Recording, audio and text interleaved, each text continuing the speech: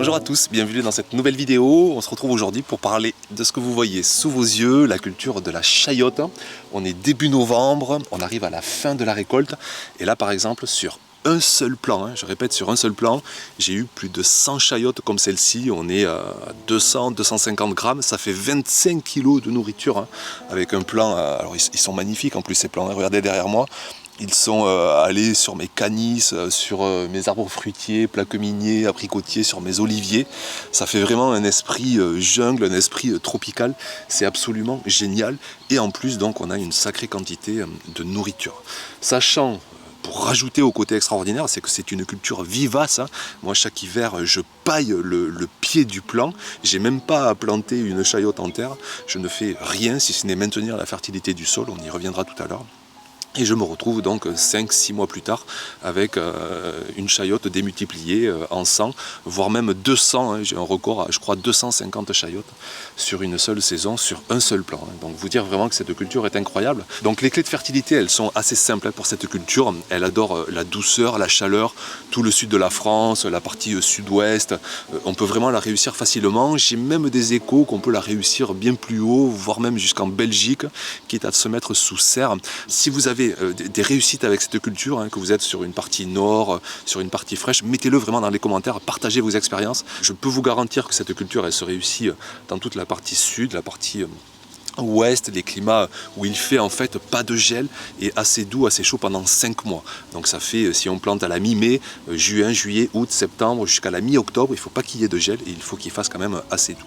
Sous les climats vraiment très chauds, comme le mien, dans l'extrême sud, je me mets presque à mi-ombre, avec tous mes fruitiers, ma haie plein sud, et la chayote se régale, elle évite de cramer au soleil en plein été. Donc, culture géniale, hyper productive, une quantité de biomasse qui est folle, mais j'ai des dizaines et des dizaines de mètres de lianes, et ça quand on est un peu en philosophie de sol vivant, de paillage, c'est génial parce que cette biomasse, eh bien moi, encore l'année dernière je vous l'avais montré d'ailleurs, je paille mes parcelles, et ce paillage qui est vert, mais c'est pas non plus très vert, c'est pas comme des tontes, c'est quand même un peu rigide, un peu carboné, donc ça se décompose de lui-même, ça se composte, ça paille bien le sol, ça donne à manger aux micro, macro-organismes, aux bactéries, on nourrit vraiment la fertilité de son sol pour les saisons suivantes.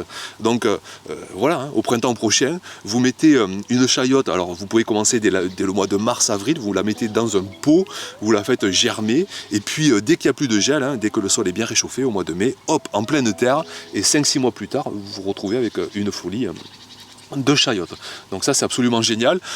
Pour revenir aussi sur les clés de fertilité, bien sûr un sol le plus fertile, un sol humide, un sol oxygéné, un sol rempli de fertilité, des minéraux disponibles, que ce soit via des composts. Je me souviens au moment de la plantation, j'avais mis un seau entier de compost. On peut rajouter par moment des engrais organiques naturels concentrés en minéraux, et puis toujours des paillages diversifiés si on le peut, pour continuer d'améliorer la fertilité de son sol.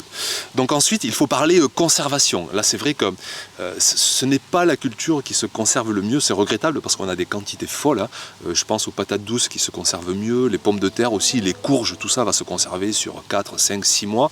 Avec les chayotes, on va plutôt être sur une durée à peu près de 2 mois. Alors ce que je fais moi, déjà je retarde au maximum la récolte, et puis surtout il faut éviter le chaud et un peu d'humidité. Là de suite elles vont rabougrir, vous voyez celles-ci, je les ai laissées un mois en intérieur et déjà elles commencent à rabougrir par rapport à une chayote toute fraîche. Donc moi ce que je conseille c'est de les laisser au maximum en extérieur. Moi je les mets dans mon abri de jardin, comme ça il fait frais tout l'hiver, là, la fin d'automne et l'hiver. Donc je peux les tenir jusqu'à Noël, même dans ces conditions, je ne vais pas non plus les tenir des siècles. À partir de Noël elles commencent à être rabougries. Je vous montre des images, je les avais mis une saison dans mon légumier au garage et au mois de janvier tout était rabougri. Alors quand elles sont rabougries, on peut quand même les garder pour les planter. Vous pouvez les offrir à des jardiniers pour les planter. Elles vont germer, elles vont donner des chayotes. Donc pour semences, pour plantation c'est bon, mais pour la consommation, à partir d'un moment quand c'est trop rabougri, c'est plus trop agréable de les consommer. Donc conservation au frais, au sec, au maximum.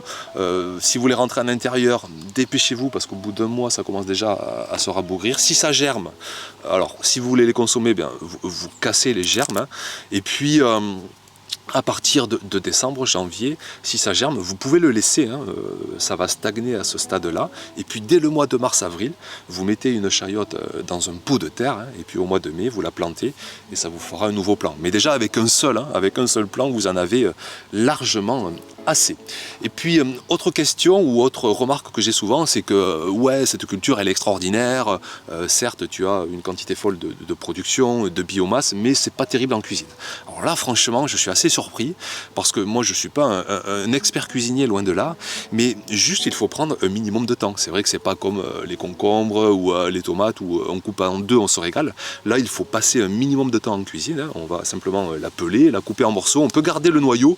J'avais dit dans une ancienne vidéo il y a 2 ou 3 ans qu'il valait mieux se séparer du noyau, mais comme j'ai la chance d'avoir des experts parmi vous en cuisine qui m'ont dit mais non Olivier, le noyau au contraire on peut le garder, il est que plus savoureux, ça donne encore plus de goût. Donc vous gardez toute la chayote, hein, sauf la peau, vous coupez ça en morceaux et vous pouvez en faire alors, des gratins. Moi je l'ai fait ici simplement revenir à la poêle et puis avec un peu d'épices, d'aromates, je pense à du curry, à du curcuma, à bien d'autres épices encore, et puis on mélange ça avec un plat en sauce, avec un poisson, avec une viande, avec des œufs, avec un féculent, et rapidement on s'en régale. Donc vraiment, je trouve qu'elle n'a rien à envier à d'autres cultures comme la courgette, mais simplement il faut prendre un minimum de temps en cuisine pour la mettre en valeur et profiter de son goût.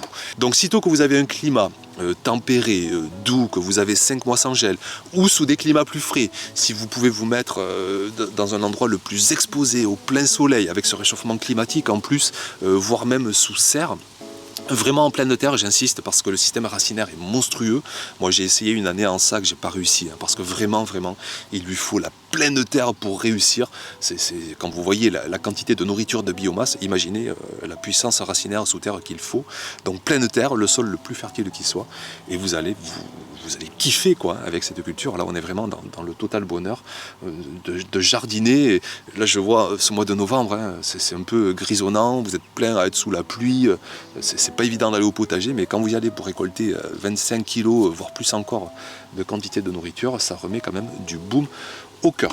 Donc voilà ce que je voulais dire pour la chayote. Encore une belle année d'expérience avec cette culture, et 2024, j'en suis certain, sera du même acabit. On va encore se régaler. Le plan est déjà installé, je n'aurai plus qu'à récolter encore la saison suivante, hein, toujours avoir une structure pour lui permettre de se développer, et c'est total bonheur. Donc allez-y dans les commentaires, quelles que soient vos régions, dites si vous l'avez essayé, si vous l'avez réussi, si vous l'avez loupé, ce sera mais vraiment super intéressant de vous lire. Merci pour être passé par ici, et puis à bientôt, bien sûr, pour une prochaine vidéo. Ciao!